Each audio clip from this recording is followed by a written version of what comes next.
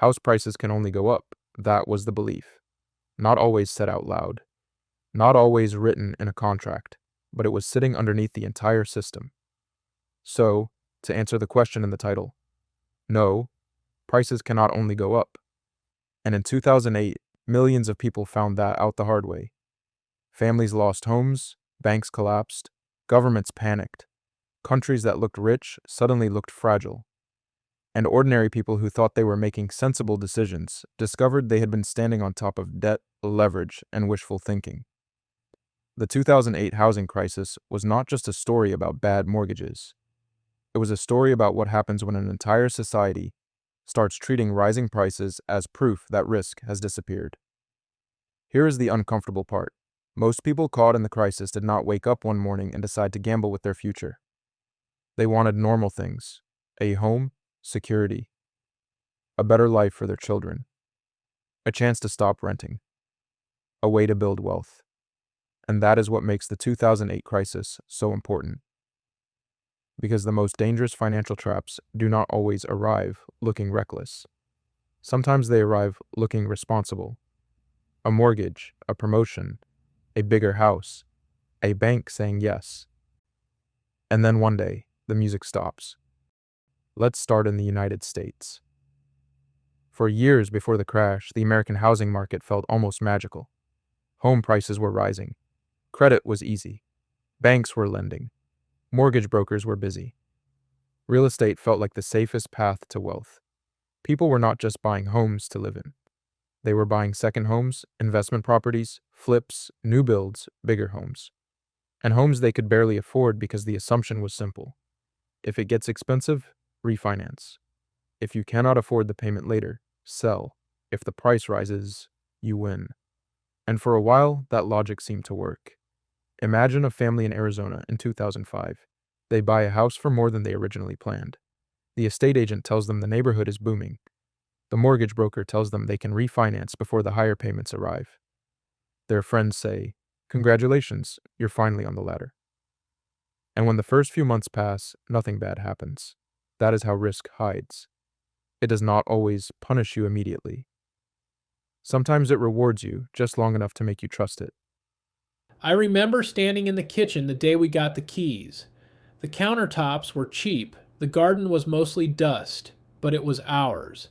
My wife cried because we had spent years saving, and I felt like I had finally done something right. The mortgage broker kept saying, "You can refinance later." At the time, that sounded normal. Everybody was saying it. Then, 2 years later, the payment changed. At first, we cut back. No restaurants, no holidays. Then we started using credit cards for groceries. Then the house across the street sold for less than we owed. That was the moment I understood. We did not own the house. The house owned us. And this is where the story turns from personal to systemic. Because one family struggling with a mortgage is painful. Millions of families struggling at the same time is a financial earthquake. The banks had not just made loans and kept them quietly in a drawer. They had bundled mortgages together, sliced them up, repackaged them, rated them, sold them, insured them, borrowed against them, and spread them through the global financial system. A mortgage payment in Florida could affect a bank in New York. A default in Nevada could shake investors in London. A falling house price in California could become a problem for pension funds, insurance companies, hedge funds, and governments. The risk had not disappeared. It had traveled. And because it had traveled so far, many people no longer understood where the real risk was. That is one of the great lessons of 2008. Complexity can make danger look professional. Every financial crash has its own language. In 1720, it was overseas trade and government debt. In 1929, it was stocks and margin loans. In 2008, it was housing, subprime mortgages, mortgage-backed securities, credit ratings, derivatives, and leverage. But underneath the technical language, the emotional pattern was familiar. First, greed. Not cartoon greed, not evil greed, normal human greed. The kind that says, everyone else is building wealth. Why shouldn't I? Second, fear of missing out. People saw house prices rising and felt that waiting was dangerous. If they did not buy now, would they ever be able to buy? Third, debt. Debt is easy to underestimate when asset prices are rising. A large mortgage feels less frightening when your home appears to gain value every month. Fourth, trust. People trusted banks. Banks trusted models. Investors trusted ratings. Governments trusted growth. And almost everyone trusted the idea that housing was different. Because people always need somewhere to live. That sentence sounds sensible. But it became dangerous when people used it to justify any price. I worked at a mortgage office in 2006. The phones never stopped. Some days I felt like we were helping people. A young couple would come in nervous, and we would find a way to get them approved. They would smile like we had changed their lives. Other days I knew something was off. Applicants with shaky income, people buying homes with barely anything down, loans that made sense only if the future went perfectly. And then there were the first-time buyers being offered more than the price of the property itself. Not just 95% mortgages, not just 100%, sometimes 110%. The idea was that you could borrow enough to buy the house and still have extra money left over for furniture, fees, repairs, or just breathing room. At the time, people made it sound helpful, like the bank was giving young buyers a chance. But looking back, it was terrifying. Because if someone needed to borrow more than the home was worth just to get through the front door, they were not starting with equity. They were starting underwater and hoping the tide kept rising, but the company rewarded volume. Approvals meant bonuses. Questions slowed things down. And when everybody around you is making money, doubt starts to feel like bad teamwork. Here's the terrifying thing about bubbles. A bubble does not need everyone to lie. It only needs enough people to benefit from not asking difficult questions. The buyer wants the house. The broker wants the commission. The bank wants the loan. The investment bank wants the product. The rating agency wants the business. The investor wants the return. And each person tells themselves they are only one small part of the chain. But when the chain breaks, everyone discovers they were connected. By 2007, cracks were spreading. U.S. housing had already peaked. Mortgage defaults were rising. Financial institutions were reporting losses. The phrase subprime moved from specialist finance pages into everyday news. Then came 2008. Bear Stearns was rescued. Lehman Brothers collapsed. AIG needed a bailout. Credit markets froze. And suddenly, the crisis was not just about housing anymore. It was about whether the financial system itself could keep functioning. Let's leave the United States and go to Iceland. Before the crash, Iceland looked like a success story. A small country with a modern economy, confident banks, global ambitions, and rising wealth.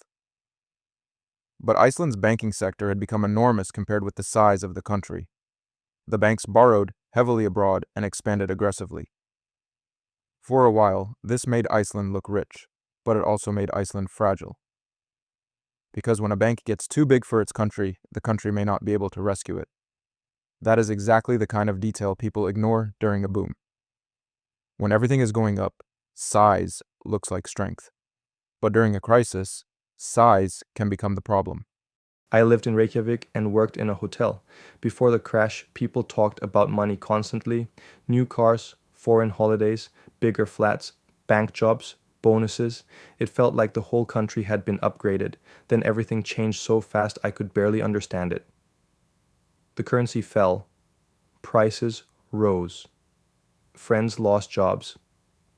People with foreign currency loans watched their debts become heavier almost overnight. I remember standing in the supermarket holding a packet of imported coffee and thinking, when did this become expensive? The crisis did not feel like a chart. It felt like your normal life quietly becoming unaffordable. And this is the lesson Iceland gives us.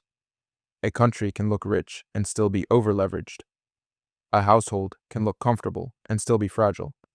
A person can look successful and still be one shock away from losing their home. That is why the goal is not to look wealthy. The goal is to be resilient. There is a big difference. Looking wealthy is the car, the holiday, the big house. The image.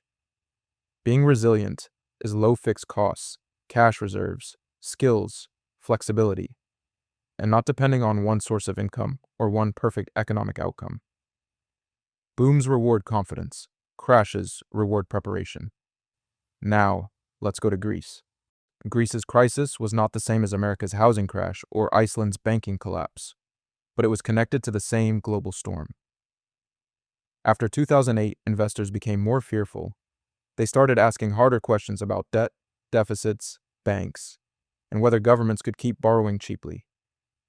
Greece had deeper structural problems: public debt, weak tax collection, economic imbalances, and membership in the Eurozone, which meant it could not simply print more of its own currency to escape financial pressure. When confidence broke, the consequences were brutal. Borrowing costs rose. Austerity followed. Jobs disappeared. Pensions were cut. Young people left. Families that had done nothing wrong found themselves paying for problems built over years. This is another pattern of financial crises. The people who suffer most are often not the people who designed the system. I was in my 20s in Athens when the crisis swallowed the future. My parents had told me to study hard, get a stable job, and build a better life. That was the promise. But after the crisis, the promise changed. Friends with degrees were unemployed. Some moved to Germany or Britain. My father's pension was cut. My mother started worrying about every electricity bill. There was this feeling that life had shrunk, not all at once, month by month, choice by choice, until even hope felt like something expensive. So what does the 2008 housing crisis teach anyone trying to retire early? The 2008 housing crisis was not just a failure of banks, regulators, borrowers, or investors. It was a failure of imagination. Too many people could not imagine house prices falling. Too many people could not imagine safe-looking assets becoming dangerous. Too many people could not imagine that local decisions could become global disasters. But crashes are not impossible. They are part of financial history. The lesson is not to live in fear. The lesson is to build with humility. Buy less than you can technically afford. Keep money aside. Be careful with debt. Do not confuse a rising market with personal genius. And never build your future on the belief that prices can only go up, because they can go down. And when they do, the strongest people are not always the ones who made the most money during the boom. They are the ones who built a life that could bend without breaking. If you are working toward financial independence or early retirement, remember this. The goal is not to predict the next crash. The goal is to make sure one crash cannot destroy your future.